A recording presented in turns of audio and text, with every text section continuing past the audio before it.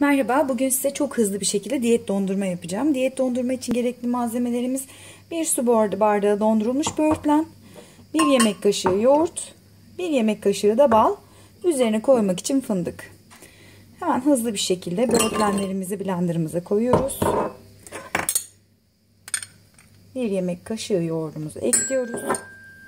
Tatlandırmak için de 1 yemek kaşığı kadar bal ekliyoruz.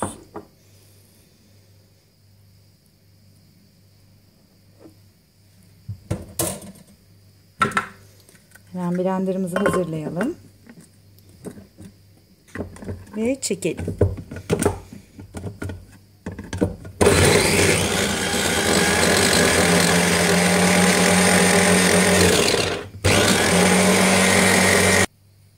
Blenderla karıştırdıktan sonra şu hale geliyor.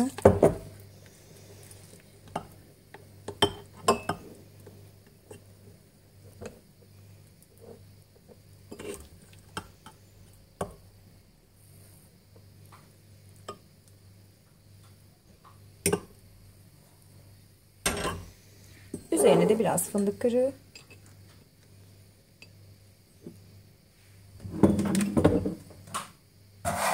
Bu soğukluğu yeterli gelmezse isterseniz siz buzdolabına koyabilirsiniz, dondurucuya.